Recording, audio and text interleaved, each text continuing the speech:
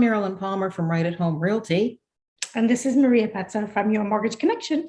And today on M&M's Monday Market Madness, we're talking about the concerns that we may have on the fact that in today's hot market, people are just not putting in the condition on finance. They're also not putting in a condition on inspection, but that's for another time.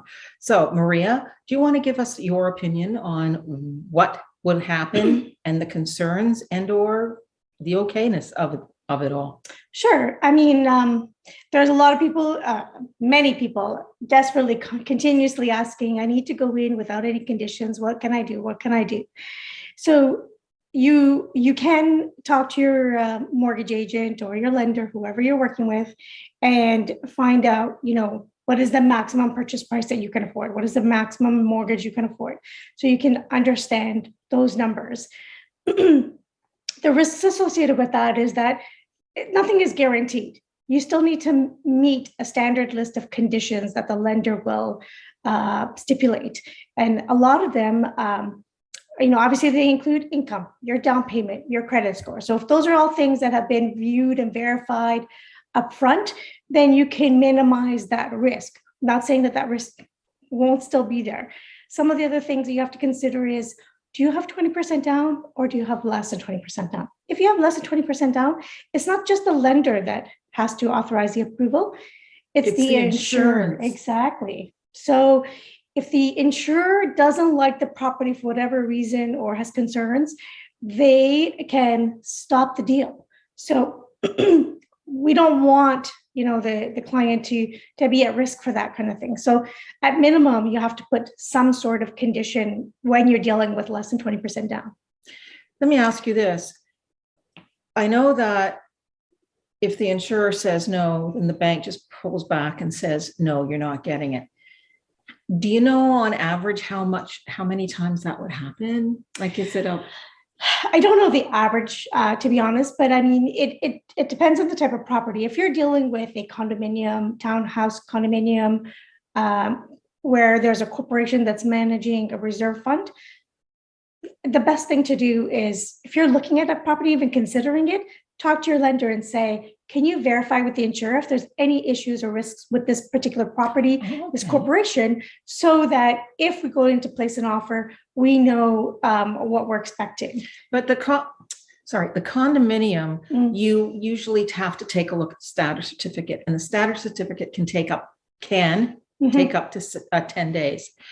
Now, you could kind of use that many days for looking at the finance, could you not? Without Sure, you can use those 10 days, but if there's any risk with financing and there's no issues with the status certificate, you're limiting yourself, because your lawyer is the one who's going to approve the status certificate, the conditions of the status certificate, as well as the insurer. So if the insurer approves the status certificate and the property, but you have issues with your income, your down payment, or your credit score, has nothing to do with the status certificate. So if you're able to eliminate or minimize all of those other risks, then yes, you can use those 10 days to get everything checked off. Make sure that if your mortgage agent is asking, please provide your current pay stub or your notice of assessment or whatever documents they need. But wouldn't they have to have that before they put an offer in on a property? Well, they should, but normally sometimes some lenders, when they're doing a pre-approval, it's really a rate hold. So they're not verifying anything until they actually see a live deal, because lenders are extremely busy with actual transactions.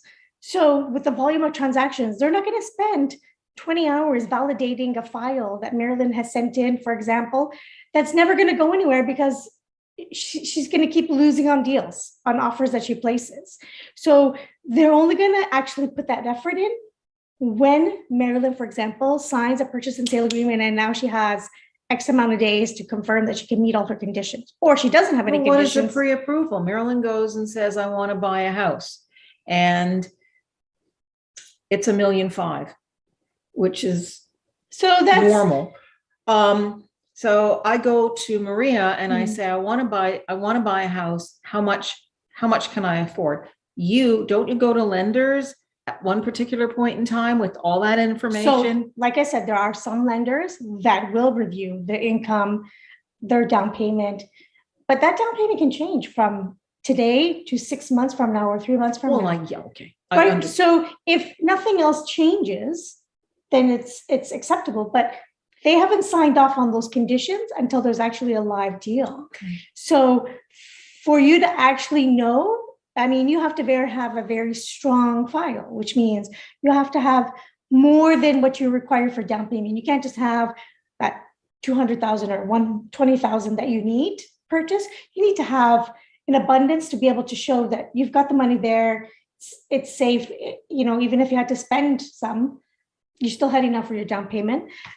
For your income, you have to make sure that it's safe. It's not something that's variable. If you're getting paid hourly and all of a sudden your hours get reduced, True. right? So 2020 was a very volatile year. People were on CERB. They were not accepting CERB, even though it was an interim thing. People's salaries were changed, fluctuated. Some people had to give up their annual bonuses to compensate for the fact, right? So yep. a lot of things change. So it's something that you really have to keep abreast with your mortgage lender and with your realtor to make sure that that purchasing power hasn't changed.